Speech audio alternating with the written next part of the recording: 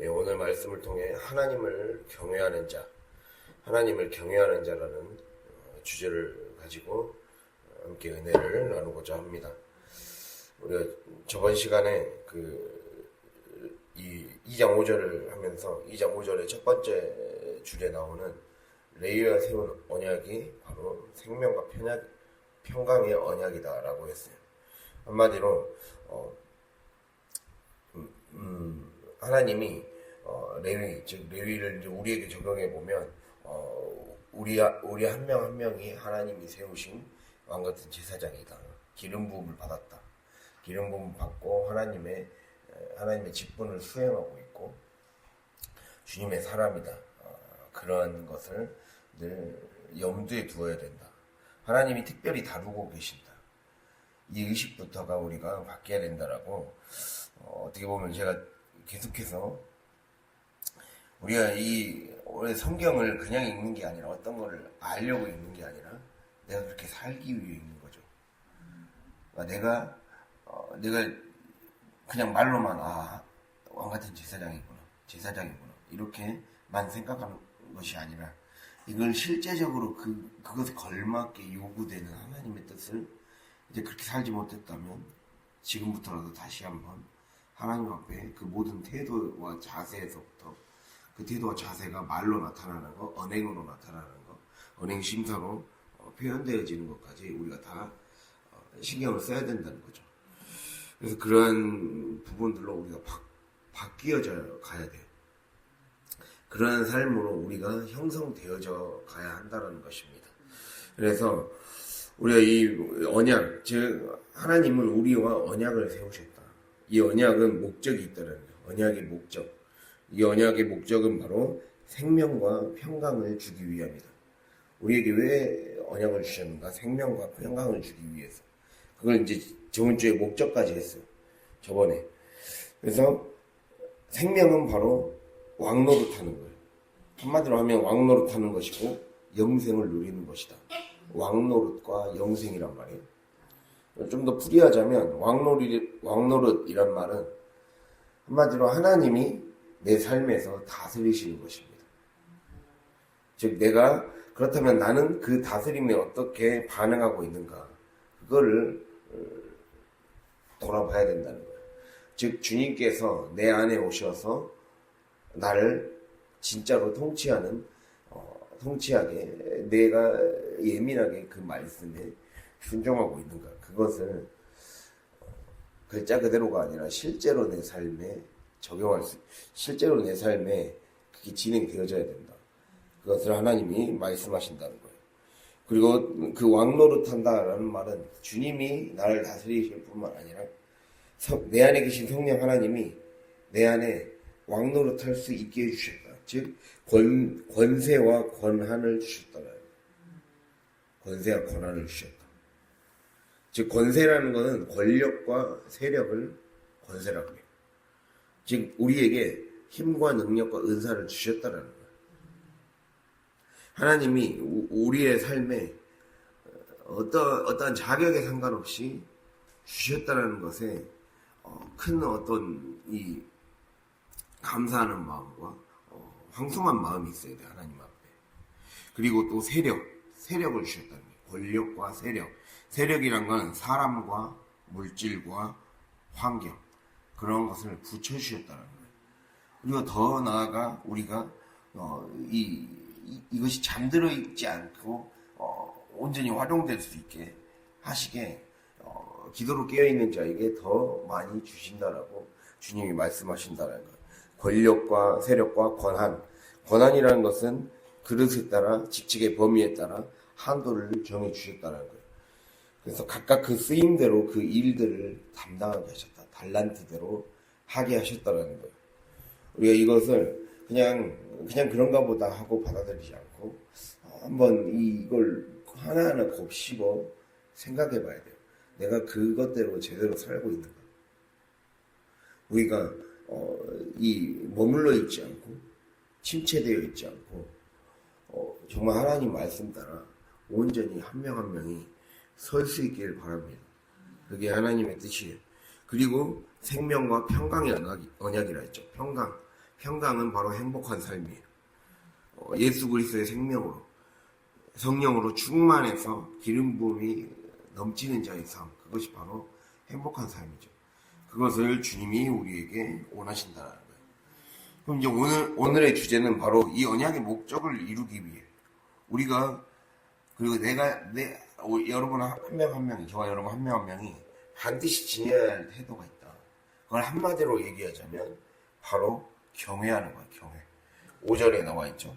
경외, 즉 내가 이것을 그에게 준 것은 그로 경외하게 하려 함이라. 또 똑같이 나오죠. 그가 나를 경외하고 내 이름을 두려워했다.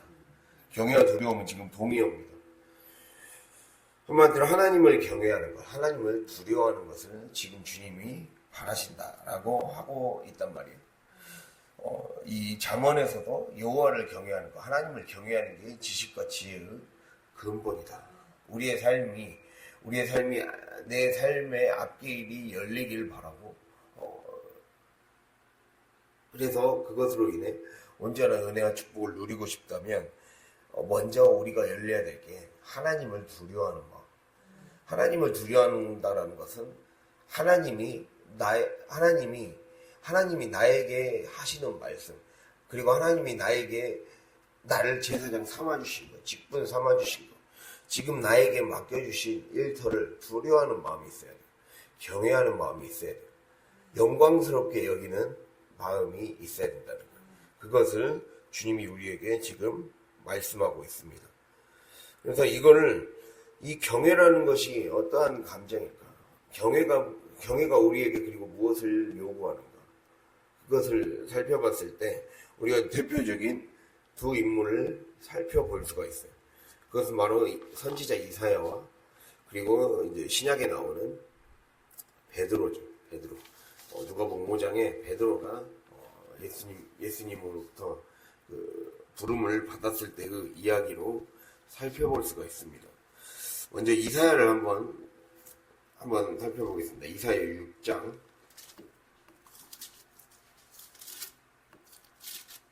이사야 6장입니다.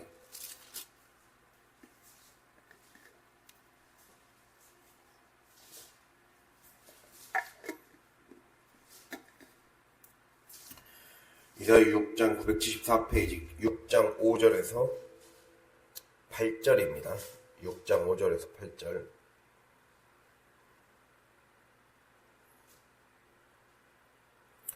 네, 6장 5절에서 8절을 함께 읽도록 하겠습니다. 그때에 내가 말하되 화로다 나여 망하게 되었도다. 나는 입술이 부정한 사람이요 나는 입술이 부정한 백성 중에 거주하면서 만군의 여호와이신 왕을 배웠음이로다 하였더라.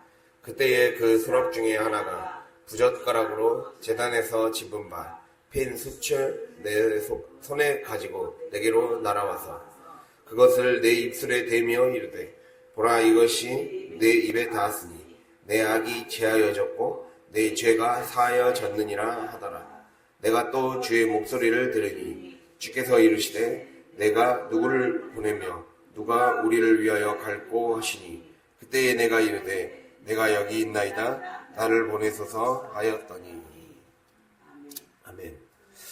자, 우리가 이 말씀을 통해 볼 수 있는 것은 경외라는 게 무엇인가를 바로 이사야의 반응을 통해 볼 수가 있어요. 경외라는 것은 거룩한 하나님의 임재와 권능 앞에 자신의 죄인됨을 느끼는 자의 심정이 경외감입니다. 거룩한 하나님의 임재와 권능 앞에 자신의 죄인됨을 느끼는 자의 심정, 그거를 경외라고 볼 수가 있습니다. 그게 바로 두려워하는 마음입니다. 근데 이 경외감을 느끼는 자의 정상적인 반응은 이렇게 죄인됨을 확인하게 되고, 그리고 오히려 그 죄인됨과 자신의 부족함, 즉 죄인된다라는 것은 자신의 부정하고 더럽고 그런 자격 없는 자의 모습, 그 한계를 직면한다는 거죠. 자신의 부족함과 죄, 그리고 몸과 마음, 육신이 따라주지 않는 이 한계를 느끼는 자가 하나님 앞에 섰을 때 도저히 이곳에 설 수 있는 자격이 없는데 그곳에 있게 하신 것. 그런데 이 두려워하는 마음, 이 두려워하는 마음 속에서도 하나님은 특별히 천사를 보내셔서 이곳에서 지금 이사야에게 선지자로 부르심을 받기 전에 지금 그 6절에 스랍 중에 하나, 스랍이 이제 천사의 종류 중에 하나입니다. 스랍 중에 하나가 부젓가락으로 제단에서 집은 바 핀 숯을 가지고 날아와서 입술이 됐다 그래요. 너는 이제 입에 닿았으니 악이 제하여졌다. 악이 제거되었고 죄가 사함 받았다. 이렇게 지금 말씀하죠. 자, 즉 한계와 죄, 부족함, 연약함 속에 그냥 주저앉아만 있고 자포자기와 숨고 싶은 감정으로만 그냥 머물지 않는다는 거예요. 진짜 하나님을 경외하는 자는 자신이 부족하다고 해서 그냥 숨는 것이 아니라 하나님 앞에 자신의 부족함을 고백하고 그 자기 죄를 깨닫고 하나님 앞에 엎드리는 거죠. 고백하는 거죠. 화로 다 나여 망하게 되었도다. 나는 입술이 부정한 백성 중에 거주하면서 만군의 여호와이신 왕을 배웠다. 라고 고백하잖아요. 즉 우리가 이 예배드리는 이 순간은 왕 앞에 서는 거예요. 대통령 앞에 서는 거예요. 놀라운 직책을 지금 새로운 직분을 받는 순간이에요. 내가 왕으로부터 발탁되고 대통령으로부터 발탁되었다는 것이 사실 이게 어떤 학력이나 경력이나 우리가 한번 따져봤을 때 그냥 예를 들어서 상상해 봤을 때 도저히 이 자리에 이 영광스러운 자리에 있을 자격이 없는 거예요. 계속 얘기했잖아요. 우리는 설 자격이 없는 자들이. 그런데 하나님이 그래서 내 한계를 내가 알고 내가 어떻게 살아가고 있는지 내가 당장 이 예배 드리기 전에 어떠한 마음가짐으로 이 예배에 서기까지 있게 되었는지를 아는 거예요. 지금 예배 드리러 온다는 거는 왕 앞에 서는 거예요. 왕 앞에 서는 자가 그냥 사실 초라한 행색으로 어떻게 오겠습니까? 근데 또 불꽃 같은 눈으로 우리를 보고 계신 하나님이 우리의 행색이 어떤지 우리의 마음이 어떤지 내가 어떠한 심정으로 어제까지 살아왔는지를 우리가 알지 않습니까? 그 한계를 느끼지 않습니까? 그런데 그걸 숨기지 않는다는 거예요. 중요한 거는 진짜 경외감을 느끼고 진짜 하나님 말씀에 압도되는 사람은 자신의 죄를 고백하게 됩니다. 자신의 죄를 숨김없이 낱낱이 고백하고 자신의 죄인됨을 고백하며 회개한다는 거예요. 정말 하나님을 제대로 만나면 회개하게 됩니다. 하나님 말씀에 은혜 받는다는 것은 회개한다는 거예요. 자신을 고백하고 그래서 나라여 망하게 되었도다. 나는 부정한 자입니다. 즉 나는 죄악의 사람들 그리고 또 얘기하죠. 5절에 나는 입술이 부정한 백성 중에 거주했습니다. 그런데 만군의 여호와이신 왕을 뵈러 오고 있습니다. 진짜 저는 망할 놈입니다. 사실 그렇게 얘기하고 있어요. 즉 이렇게 나도 한계가 있고 죄악이 있고 그러한 사람인데 또 죄악의 사람들과 어울리며 살았습니다. 저는 육신의 사람들과 어울리며 살았고 늘 하나님이 나를 세우셨다고 그렇게 말은 하는데 그렇게 주님이 계속해서 넌 거룩한 사람이다. 거룩한 왕같은 제사장이다. 직분을 받았다. 교역자다. 제자다. 일꾼이다. 전도팀이다. 한 명 한 명 권사다. 사모다. 이런 식으로 그래서 이게 그냥 어떤 뒤에 붙이는 허울 좋은 이름이 아니란 말이에요. 주님이 부어주신 거룩한 직분이라는 거예요. 그런데 사실 저는 육의 사람들과 다를 바 없는 삶을 살았습니다. 육신의 사람들과. 육의 사람들과 짝짝꿍하며 내 영이 죽어가도 나를 방치하고 영혼의 잠을 자며 살아가는 것이 부지기수였습니다. 이걸 고백해야 된다는 거예요. 그거를 주님이 우리에게 지금 말씀하고 있다는 거예요. 그래서 한마디로 이거죠. 하나님 그렇다고 내가 어떻게 주저앉을 수 있겠습니까? 그래서 주님 앞에 정직하게 고백하는 겁니다. 그렇게 겸손하게 즉 하나님 내가 그렇다고 주저앉고 있을 수만은 없습니다. 그렇게 주님께 나아가서 고백하는 자죠. 그게 경외하는 자라는 거예요. 하나님을 경외하는 자. 그래서 우리 모두가 그러한 자가 되어야 된다는 거예요. 마찬가지죠. 베드로의 그 이야기를 우리는 알고 있죠. 누가복음 5장 보면 베드로는 밤이 새도록 수고를 했다 그랬어요. 물고기를 잡으려고 밤이 새도록 수고를 했는데 잡은 것이 없었어요. 그랬을 때 예수님께서 깊은 곳에 가서 그물 던져봐라 이렇게 했을 때 밤이 새도록 수고해도 잡은 것이 없었지만 말씀에 의지하여 그물을 내리리다 이렇게 하죠. 그러고 나자 그 다음에 이제 물고기가 잡히자 그때 했던 행동이 무엇입니까? 예수의 무릎 앞에 아래에 엎드려서 주여 나를 떠나소서 나는 죄인이로소이다 이렇게 하고 있습니다. 나를 떠나라 그래요. 비슷한 반응이죠. 즉 거룩하신 하나님을 만난 후에 즉 하나님의 임재와 권능을 경험한 후에 그 능력을 경험한 후에 그 말씀 앞에 진지하고 간절하게 처절한 심령으로 하나님 앞에 고백하는 거예요. 나는 주님 앞에 설 자격이 없습니다. 죄인됨, 나의 한계, 어리석음, 무지 한 발짝도 제대로 움직이지 못하는 부족함과 나태함 내가 이런 자였습니다. 그런데 뭐 대단한 것이라도 된 마냥 그렇게 교만하게 살았습니다. 그렇게 고백하는 거죠. 나는 도저히 이런 분 앞에 설 자격이 없는 자라는 영적 자각을 베드로도 했다라는 겁니다. 그런데 이런 자를 주님은 부르십니다. 그러면서 무서워하지 말라라고 하죠. 무서워하지 말라. 경외라는 것은 이런 거예요. 이게 경외라는 말이 이중적인 뜻을 갖거든요.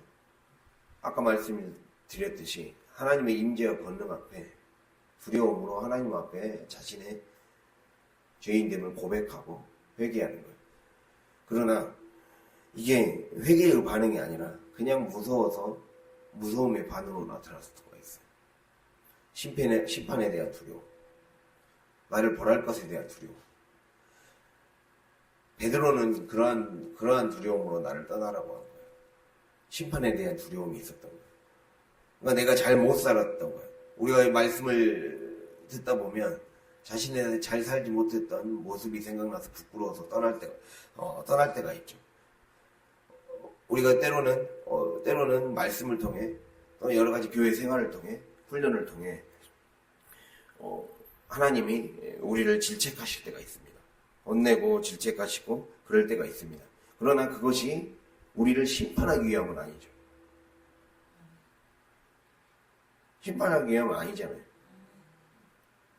즉 주님이 그러잖아요. 무수하지 말라. 난 너를 심판하러 온 게 아니다. 그러면서 그 다음에 하신 말이 무엇입니까?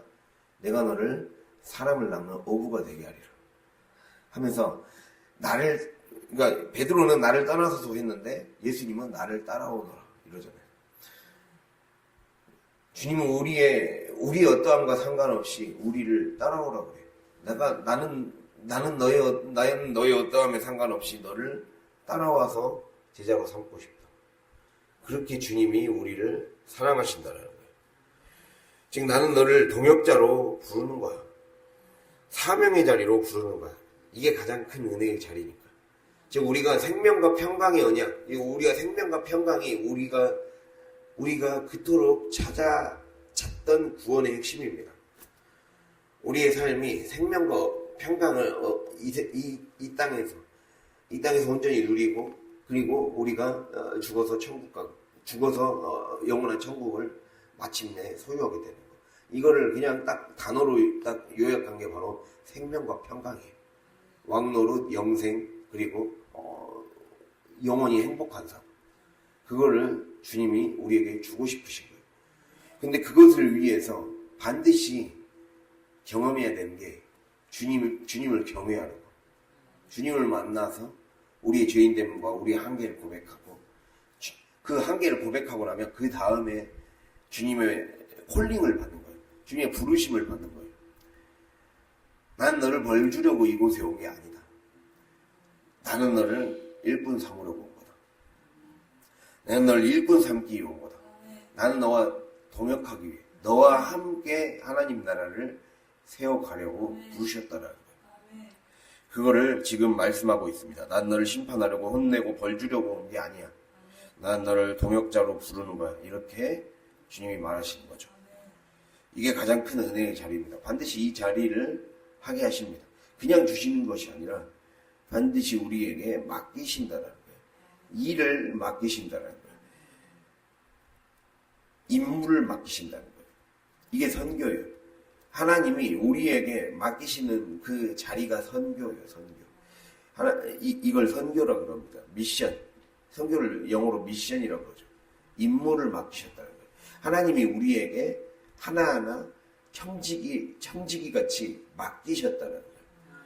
나에게 그 맡기신 자리를 늘 무기력에 빠져 있고, 잠에 빠져 있고, 게으름에 빠져 있고, 그냥 이전의 삶에 주저앉아서 계속 그렇게 살 수만은 없어요. 우리가 이 고리를 끊어야 돼요. 이 고리를 끊으려면 진짜 회개가 있어요. 그거를 주님이 우리에게 말씀하고 있어요. 그래서 아까 말씀드렸죠. 나를 떠나서서 했는데 주님은 나를 따라오너라. 이렇게 한다라는 거예요. 그러니까 우리는 나를 떠나서서 할 때가 많아요. 즉 은혜가 떨어질 때, 또는 내가 위축돼 있을 때, 내가 내 잘못이 너무 크고 내가 너무 많이 영적으로 다운돼 있을 때, 감정이 침체돼 있을 때, 그것이 여러 가지 증상으로 나타나죠. 교회나 목사님을 멀리하게 되거나 그냥 숨거나 자려고 하고 피하게 하고 더 많이 무기력해지고 그 증상에 빠지죠. 그리고 불평과 불만이 늘어나고 짜증이나 혈기 부리는구나 이런 것이 늘어나게 되죠. 우리의 삶에 그러한 반응이 나타나게 되죠. 근데 그럴수록 주님께 더 나아가야 된다는 거예요. 그러니까 하나님은 오히려 부족하니까, 문제가 있으니까, 즉 죄인이니까 우리에게 사명을 주는 거예요. 우리에게 사명을 줘서 우리를 부르시는 거예요. 그래서 복음인 거예요. 복된 소식인 거예요.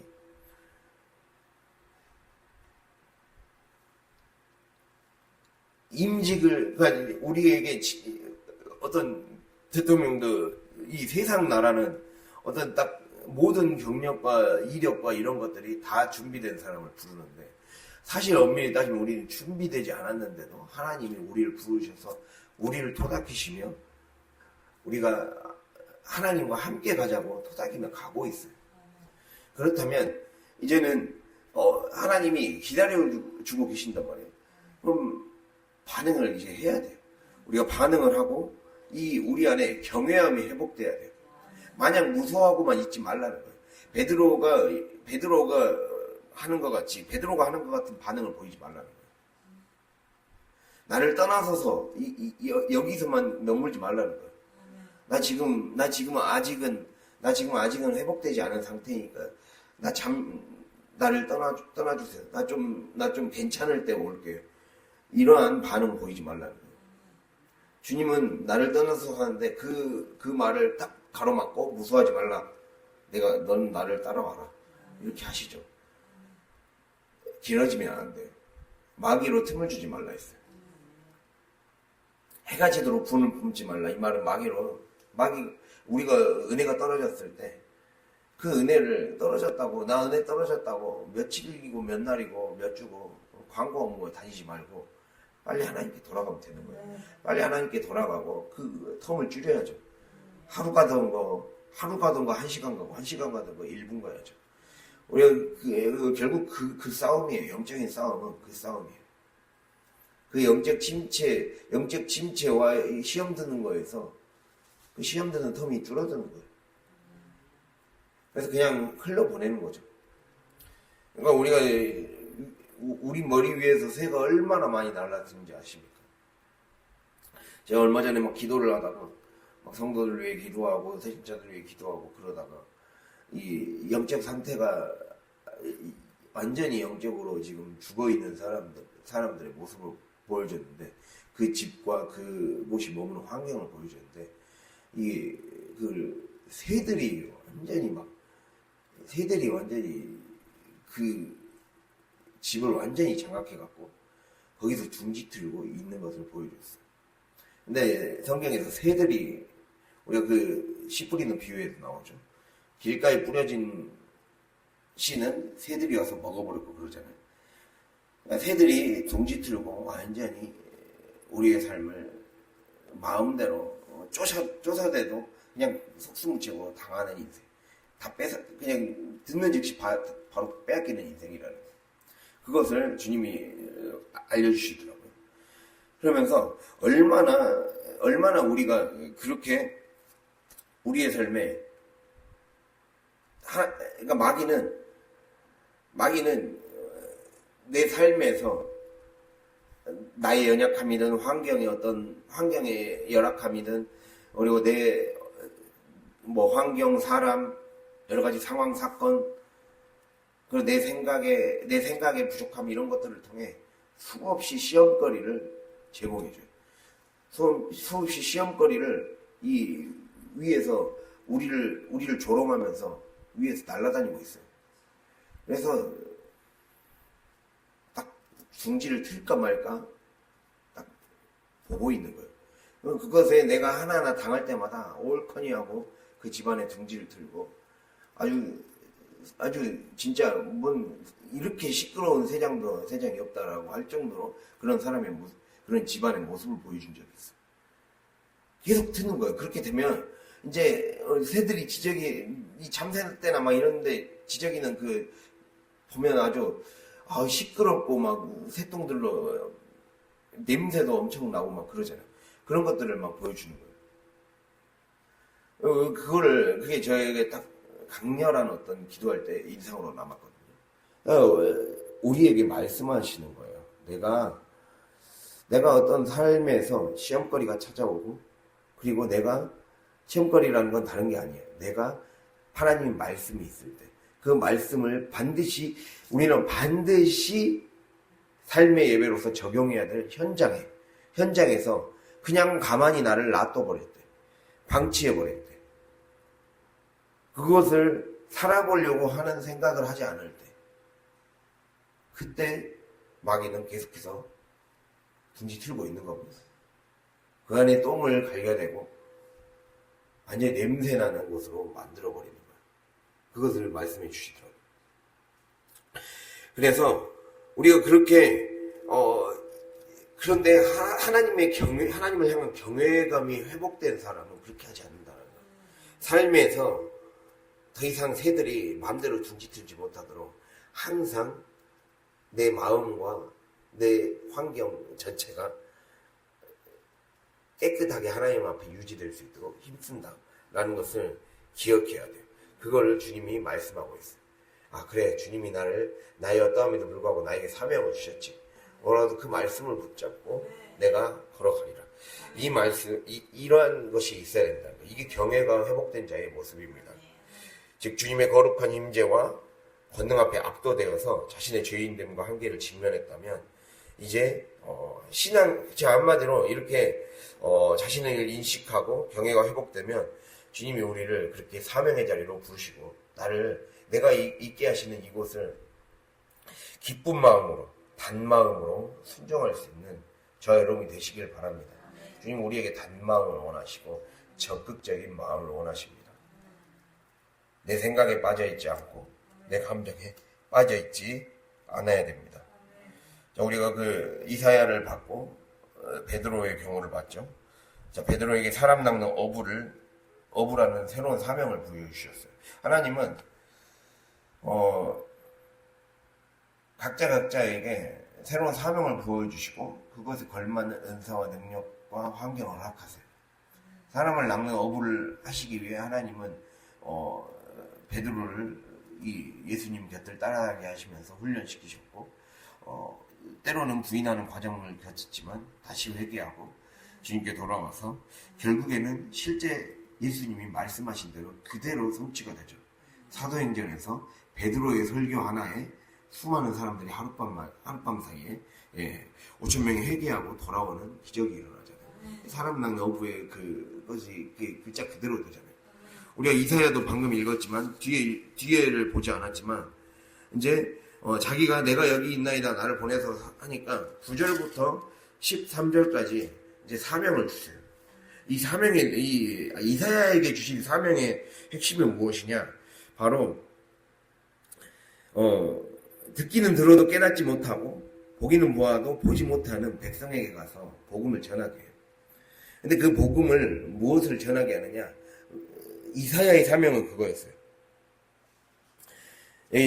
한번 11절, 12절 볼까요? 11절, 12절. 6장 11절, 12절 함께 읽겠습니다. 내가 이르되 주여 어느 때까지니까 하였더니 주께서 대답하시되 성읍들은 황폐하여 주민이 없으며 가옥들에는 사람이 없고 이 토지는 황폐하게 되며 여호와께서 사람들을 멀리 옮기셔서 이 땅 가운데에 황폐한 곳이 많을 때까지니라. 그 중에 10분의 1이 아직 남아있을지라도 이것도 황폐하게 될 것이나 밤나무와 상수리나무가 배임을 당하여도 그 그루터기는 남아있는 것 같이 거룩한 씨가 이 땅의 그루터기니라 하시더라. 아멘. 이사야의 사명은 이사야의 말씀을 통해 결국에는 그 많은 사람들이 듣지 않는 이 시대 가운데서도 이사야의 말씀을 듣고 거룩한 씨들이 생겨나게 될 것이다. 그것의 말씀을 듣고 회개하는 그 거룩한 씨들, 그루터기 같은 사람들을 하나님이 이사야의 말씀을 통해 세우실 것이다. 이 사명을 주셨더라는 거예요. 제가 이 말씀을 왜 하는 거냐면 하나님은 반드시 여러분 각자에게 어떤 특별한 일을 하게 하시려고 은사를 주시고 능력을 주시고 관계를 열어주시고 인복과 물건의 복과 인권의 복과 여러 가지 사람의 복과 그리고 자신에게 특별하게 주시는 어떤 은사를 주신단 말이에요.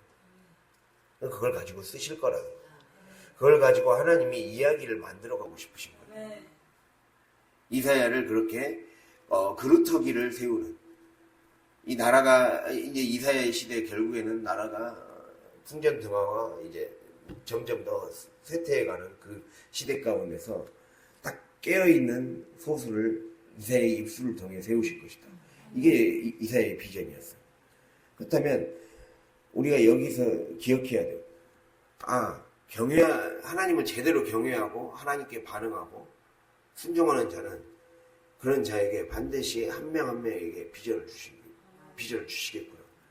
교회를 향해서도 비전을 주시고 그리고 그 비전을 품게 하시고 그리고 여러분 한 명 한 명에게도 비전을 주시고 그 비전을 가지고 품게 하시는 거예요. 여러분 다 비전 주셨어요.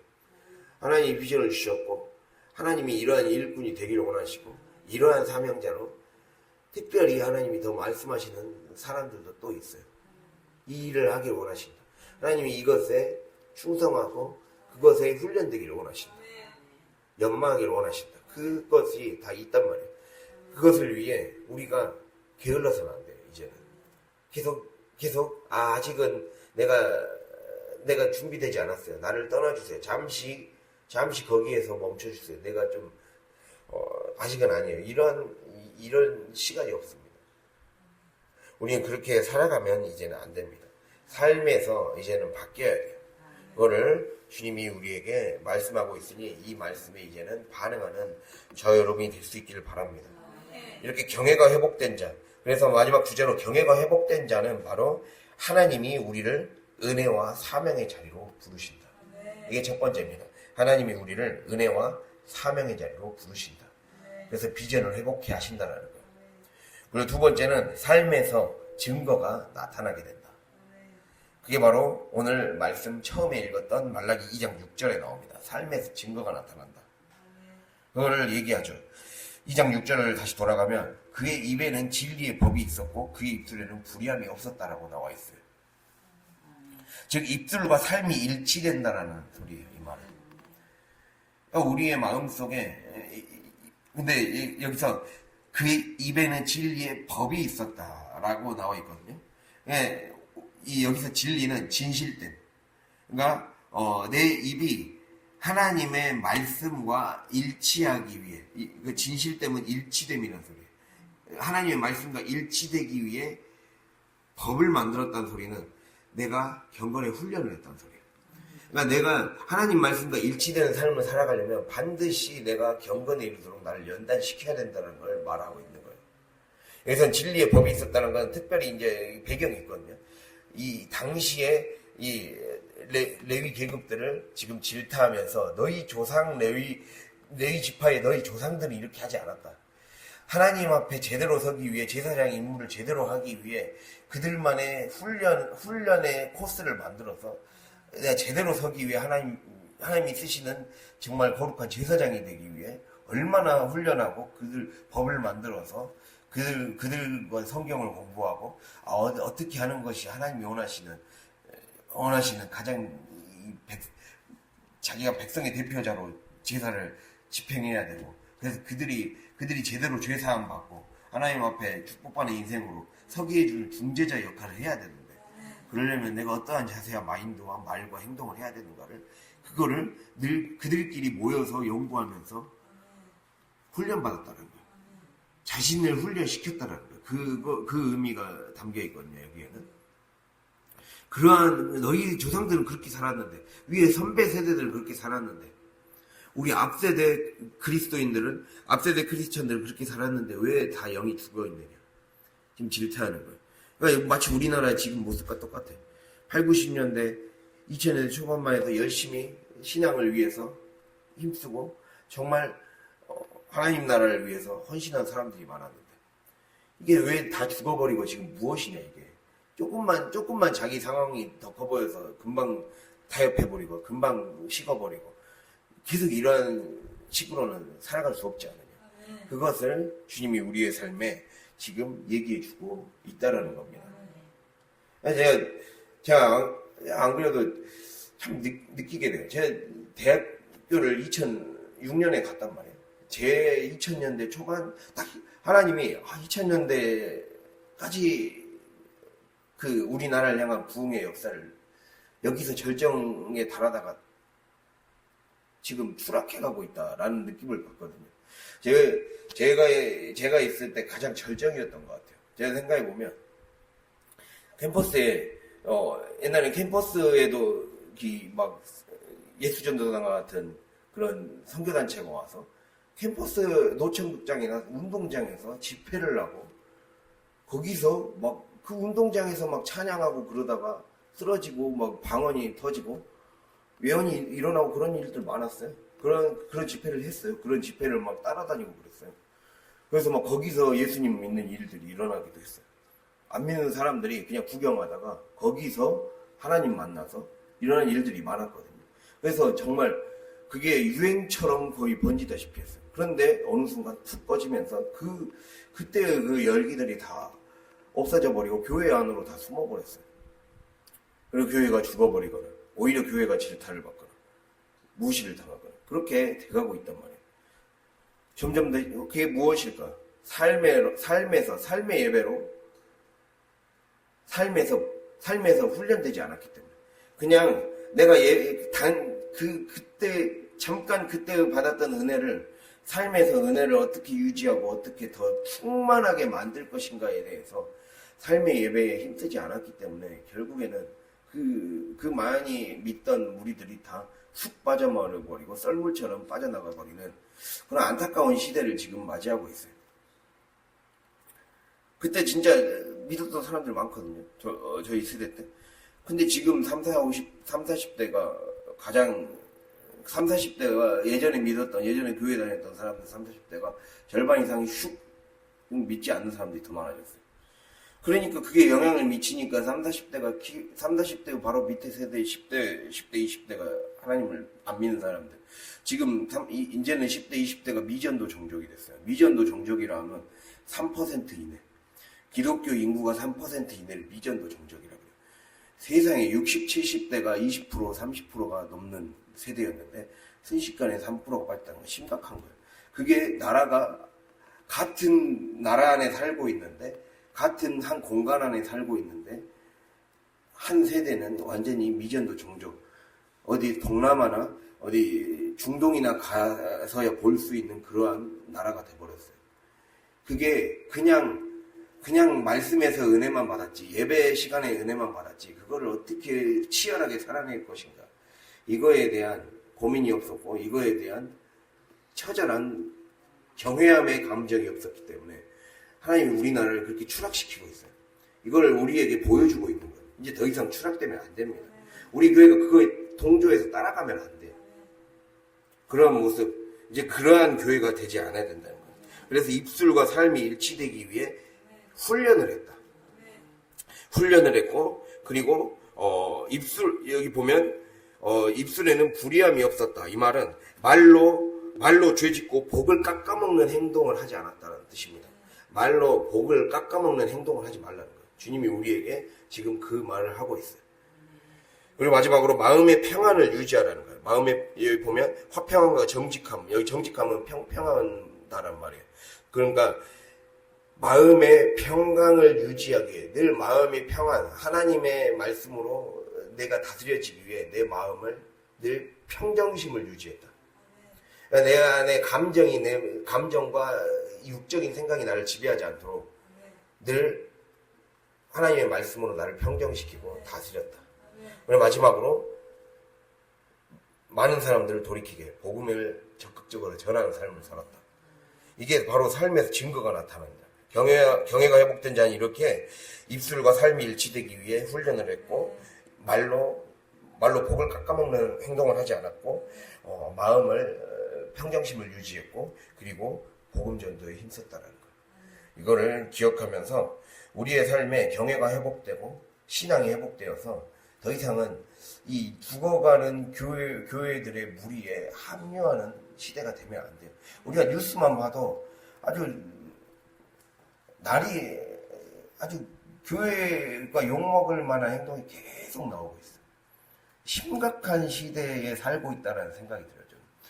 하나님이 교회에 대해서 이 세상 미디어를 통해 지금 경고하고 있다니까요. 그런 시대에 우리가 어떻게 죽어 있을 수 있습니까? 이제는 대놓고 경고하는 시대가 됐어요. 예전에는 수면 아래에서 이러면 안 된다 했지만 이제는 아예 하나님이 세상 뉴스를 통해서 지금 경고하는 시대가 됐어요. 막 큰 대형교회 목사들을 보여주고 막 그러면서 이게 정말 우리가 이렇게 살아서는 안 된다. 그래서 마음을 새롭게 합시다. 마음을 새롭게 하고 하나님을 경외하는 마음이 회복돼서 하나님께 쓰임받고 이 사명의 자리로 부르셨을 때 감사로 기쁨으로 정말 하나님과 함께 이 동역의 삶을 누리고 나아갈 수 있는 성령 충만한 우리 모두가 될 수 있도록 될 수 있기를 간절히 바랍니다. 기도하겠습니다.